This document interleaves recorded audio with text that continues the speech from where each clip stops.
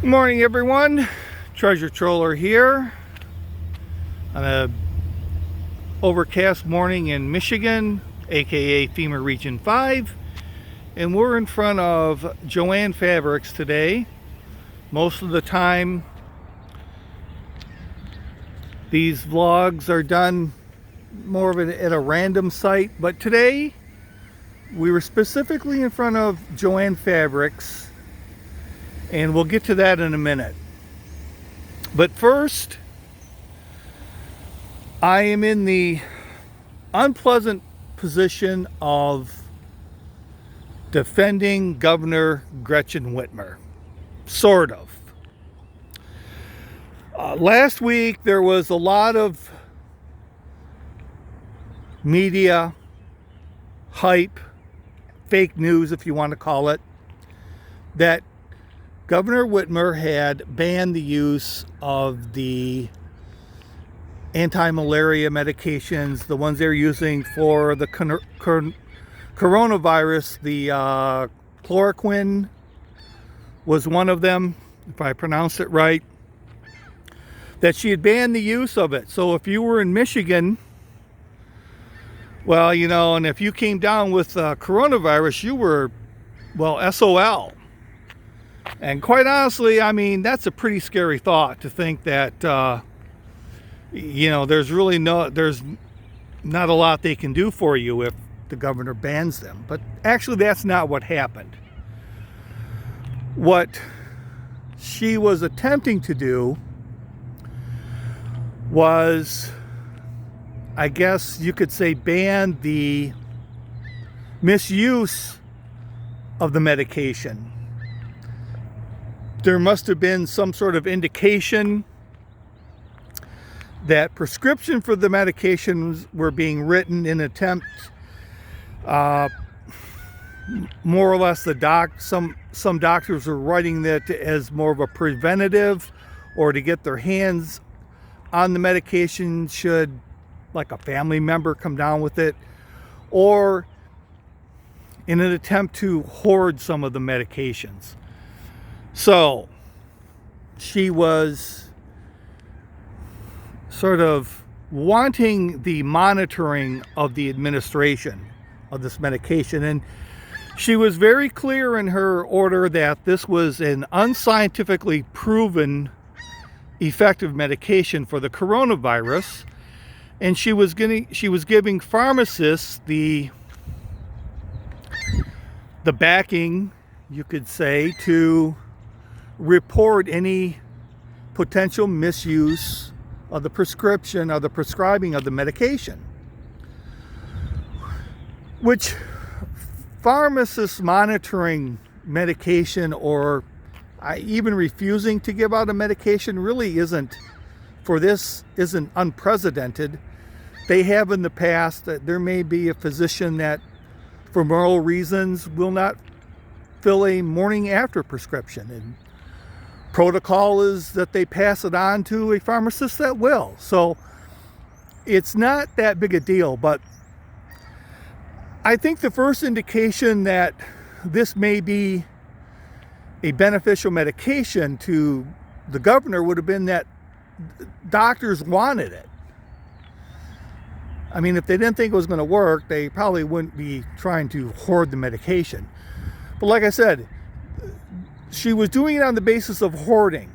So, and remember how Donald Trump, and if you saw the press conference when they were really hammering him on this medication, he was saying, look, it may work, it might not work. I happen to feel good about it. And I've been right a lot. Well, he was right about it. And it wasn't but a few days later that the FDA came out and approved it for the use in fighting the coronavirus. And then on Saturday, Governor Whitmer had to rescind that order. So, although this was a little bit late in getting out, that it eventually worked itself out. It's just another reason that, now this wasn't the left-wing media that was telling people in Michigan, hey, you're out of luck if you get it. This is the right-wing media. You cannot trust the media. If there's an article that you have an interest in or something, you need to vet that information. I have my email address. I've gone to the Attorney General's site. I've gone to the governor's site. I get the press releases in my email, so I see what actually is being said. I think you should do that if you really want to know, but you need to really vet the information that's coming out, because right now, even what they say 5 days later, they may have to rescind that. So the next item up for bids is a little message that was sent out from Attorney General, Michigan's #1 social justice warrior, Dana Nessel. And it has to do with Jo-Ann Fabrics. Jo-Ann Fabrics sent in a request to open their store. And of course, Dana Nessel said, no, you cannot open your store. Now, they didn't want to just open it up because, well, they decided that, craft, floral fabrics, seasonal, and framing were essential items that needed to be sold. What they wanted to do was open the store so that people could come in, purchase material to make non-surgical masks. They wanted to help out hospitals and healthcare facilities by making items that they would need. Dana Nessel said no. So the Aunt Bee's Sewing and Knitting Club, Dana said, order online, bitches. Ain't gonna happen. And I happened to go out to Jo-Ann's online site, which they basically said, hey, we're experiencing a lot of high volume, expect delays. So I'm sure the virus will wait for Aunt Bee and her crew to get it all done before it hits Michigan.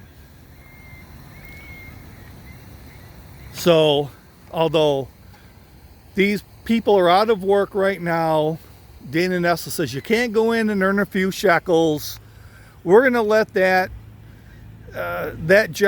essential job, go to an online guy that can fill that order. And then they can mail it out. And it's just kind of sad. So the other thing is Governor Whitmer once again has put out an order, executive order, where they are loosening up the HIPAA laws regarding medical history. That now, if you happen to test positive for the coronavirus and you need 911, they are disseminating the information that to the 911 responders that you have coronavirus. Now, I'm not saying that this is good or bad. And if you live in a large metropolitan area, all of the city, county, police officers, maybe the ambulance attendants and even the fire trucks that are going to respond, they're all city, state employees. But if you live in a rural area, that's not necessarily the case. You may call in for a 911 call, and Billy Bob, the local auto mechanic, may show up with a yellow light on the top of his tow truck or pickup truck to help you, and Roly Poly that owns the bakery, he's going to show up, and Sam the butcher. So your medical history is being disseminated to maybe people that, although they're there to help, you may not want them to know. And like I said, I don't know if it's good or not, but you just have to wonder. I mean, they've taken away right now. I mean, look at this parking lot. It's 8 o'clock in the morning. They've taken away our right to work. They've taken away our freedom of movement. They're taking away our privacy to our health information. It's how much more in the name of public safety, I guess, if you want to call it that, are they going to take from us? So it's not just the one thing, it's the pile-on effect. And I'm not a big fan of the pile-on effect, but it really is becoming a pile-on effect where this is the easy go-to. So one more thing before we go. And,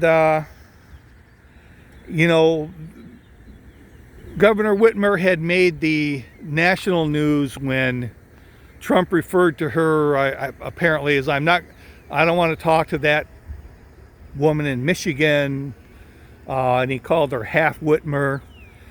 I'm not saying this is the reason why,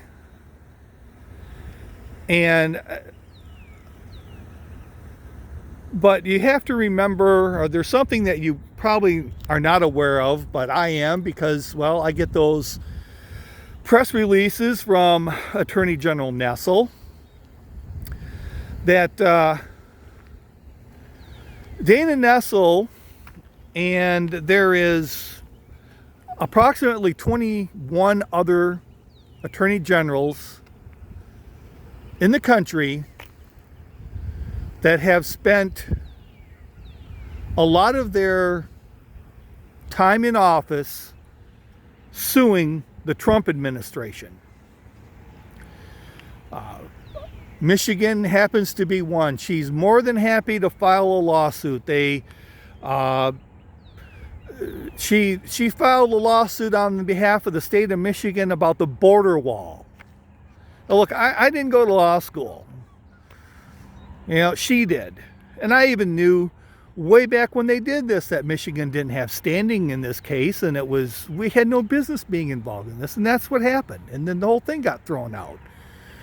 I just know bullshit when I see it. That's it. And I would think that probably after being sued and sued and sued over and over and over,